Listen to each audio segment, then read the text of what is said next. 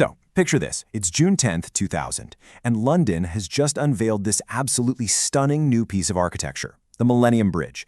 They called it a blade of light, this sleek, futuristic path connecting St. Paul's Cathedral to the Tate Modern.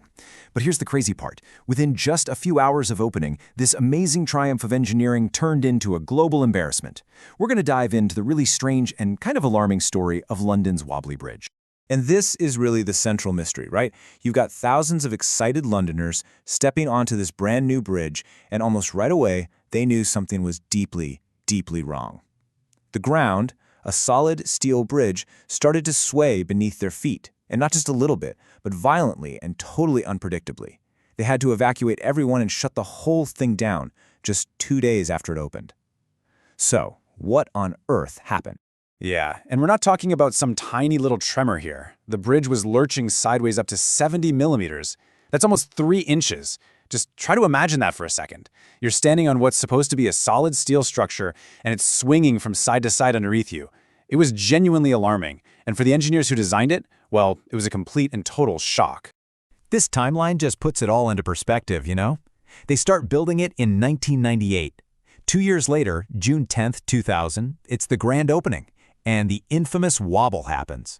By June 12th, it's closed to the public, and it stays closed until February 2002. Think about that. 2 years of construction for a grand opening that didn't even last a full weekend. Then it shut down for almost another 2 years while engineers just scrambled to figure out what went wrong. Okay, so let's really set the scene for that opening day. Over the course of the day, something like 80 to 100,000 people crossed the bridge. At its absolute busiest, you had up to 2,000 people on it at the exact same time. But here's the thing, the wobble wasn't always there. It would start to build up when these huge crowds got on, and then it would just die down when the numbers thinned out.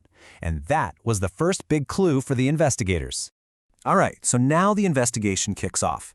The engineers immediately start rounding up the usual suspects, for any kind of bridge vibration problem. Was it the wind? Was there some kind of hidden structural flaw? But all of their first calculations came back clear. The bridge itself was perfectly sound. The problem had to be something else, something they had completely overlooked. And in cases like this, suspect number 1 is always resonance. I mean, this is the classic textbook reason for bridge failures. It's that thing that happens when a small but repeated force hits a structure at just the right rhythm, what's called its natural frequency. When that happens, the vibrations just get bigger and bigger and bigger until things can get pretty catastrophic. Okay, but here's where things get really interesting. For more than 100 years, engineers had been totally focused on vertical resonance. That up and down bouncing motion you might get from soldiers marching in step. But the Millennium Bridge wasn't bouncing up and down. No, it was swaying laterally from side to side. And that kind of movement, it was a phenomenon that, believe it or not, was almost completely ignored by engineers before this happened in 2000. And there's a really specific historical reason for this focus on the vertical. You have to go all the way back to 1831. A suspension bridge in England, the Broughton Bridge, actually collapsed because troops were marching across it in perfect step. Their rhythm just happened to perfectly match the bridge's vertical resonant frequency. So ever since that day, soldiers have been ordered to break step when they cross a bridge. And while that totally solved the vertical problem, it also created this massive blind spot for any other kind of resonance. So the investigators started to realize they weren't just looking for one single cause.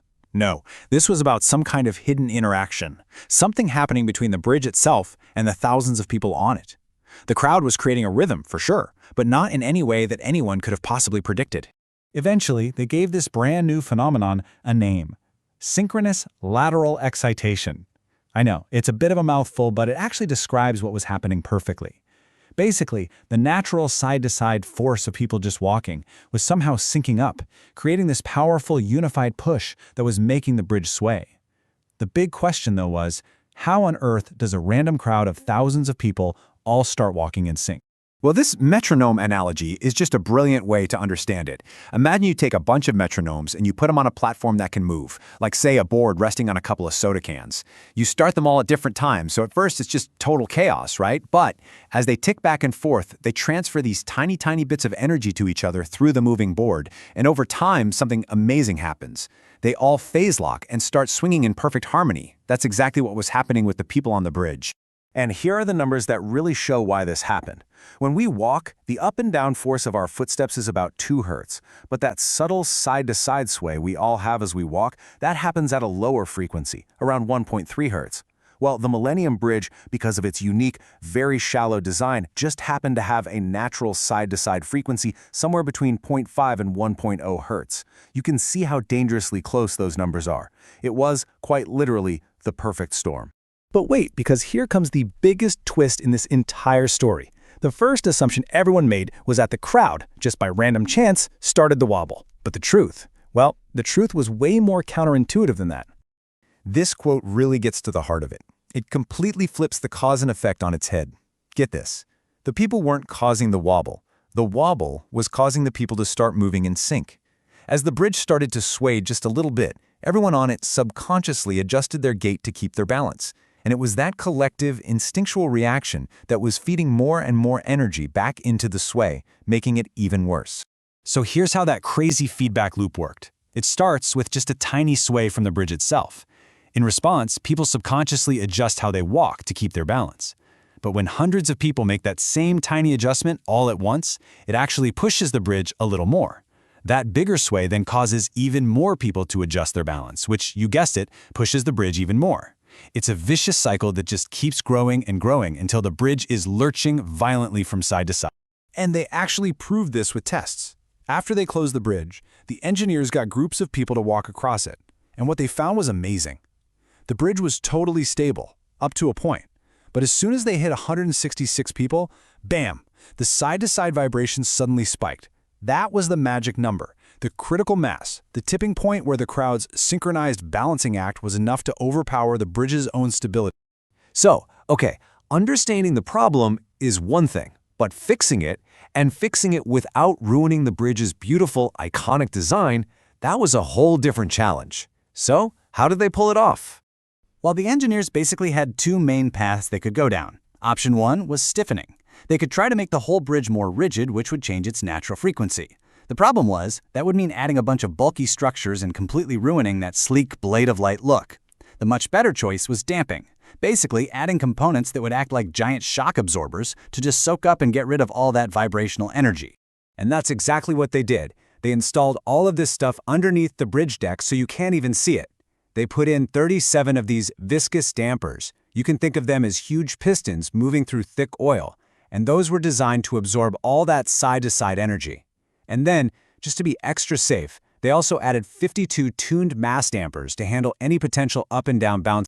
So what did all this cost? The final bill for the fix was £5 million. Now that's a lot of money, but it was absolutely necessary to save the original £18 million bridge and, of course, make it safe.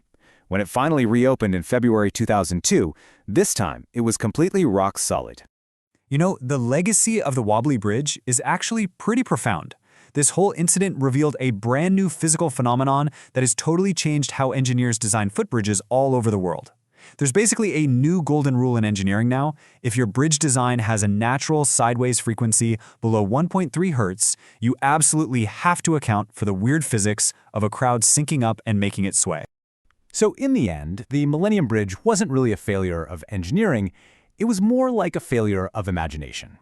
It forced us all to see that a crowd of people isn't just a bunch of individuals. It's a complex system that can create these incredibly powerful, unexpected forces. It really makes you wonder, doesn't it? What other invisible forces, what other secret rhythms are we creating without even realizing it every single time we come together in a crowd?